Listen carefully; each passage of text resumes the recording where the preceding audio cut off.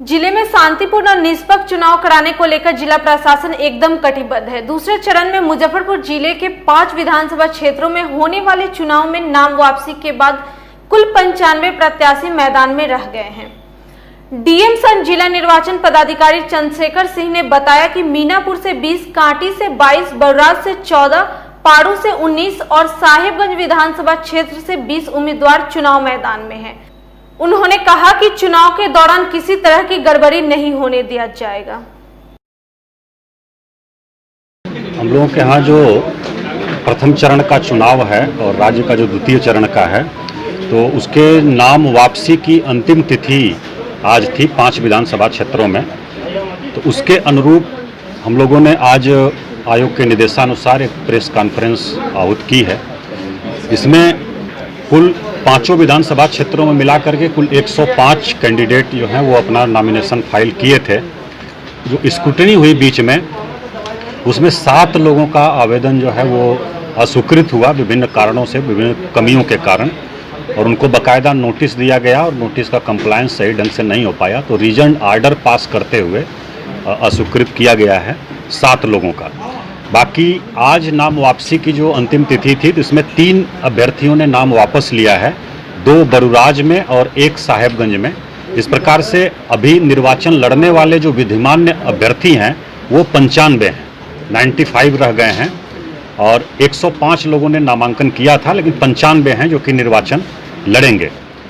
विधानसभा wise हम लोग देखें तो मीनापुर में 20 अभ्यर्थी हैं जो चुनाव लड़ेंगे, कांटी में 22 हैं जो चुनाव लड़ेंगे, बरुराज में 14 कैंडिडेट हैं, पारू में 19 हैं और साहेबगंज में 20 कैंडिडेट हैं।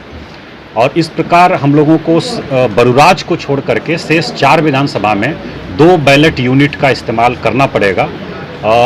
एक बैलेट यूनिट में 15 कैंडिडेट और 1 नोटा, 16 लोगों का ही वो लग सकता है, सिंबल और डिटेल अभ्यर्थियों का।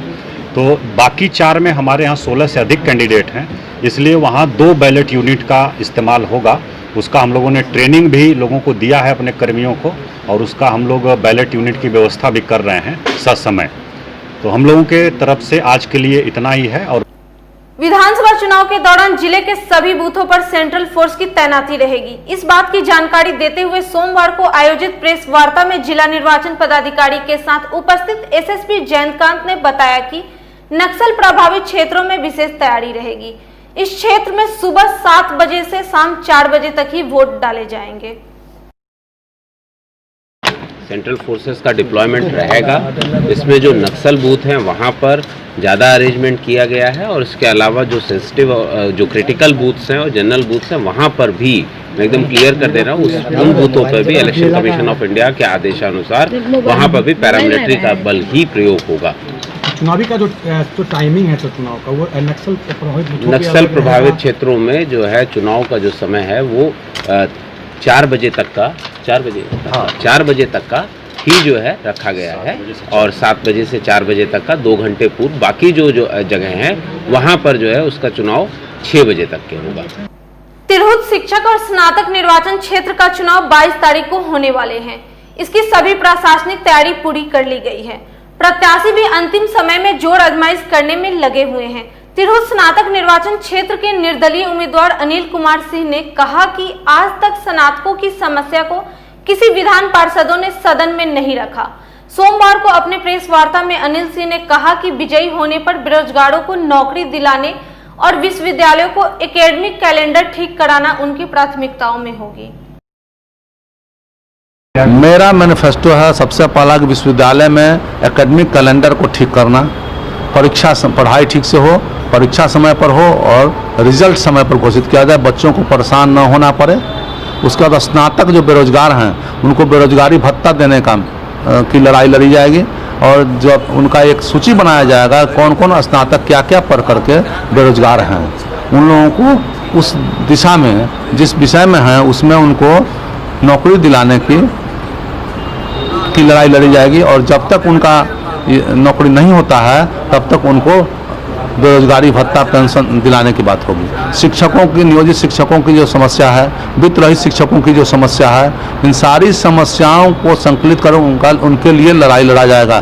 जो कहा जाता है सड़क से सदन तक की लड़ाई होगी, वो सड़क से सदन तक की लड़ाई होगी। बहुत सारे स्नातक मेरे हैं जो खेती करते हैं, खेती की भी स्थिति खराब है, उनके लिए भी लड़ाई लड़नी है। स्नातक जो हैं, वकील लोग हैं, अभी कोरोना के चलते वकील लोगों का प्रैक्टिस बंद हो गया, 6 महीने से लोग ऐसे ही हैं, उनकी लड़ाई लड़नी है। सरकार कुछ सोच नहीं रहा है स्नातक के बारे में, और जो यहाँ के स्नातक का मत लेकर के यहाँ का प्रतिनिधित्व करते हैं, उनको सब काम से मतलब है, लेकिन स्नातकों के परेशानी से कोई मतलब नहीं। बिहार सरकार शिक्षकों के साथ बहुत नाइंसाफ़ी कर रही है, वित्त रहित शिक्षकों के साथ भी वित्त इंसाफित कर रही है। उनका 6 साल से उन लोगों को जो मिलता था पैसा वही बंद है, उसको दिलाने की भी लड़ाई लड़ी जाएगी। एनडीए के जो हैं उसको लेकर क्या कुछ करते हैं? एनडीए तो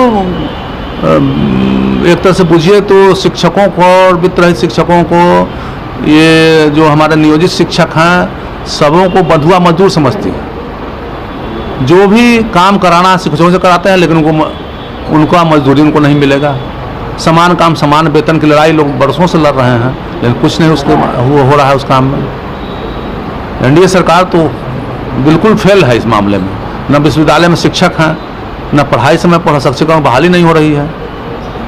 टीईटी पास करके हमारे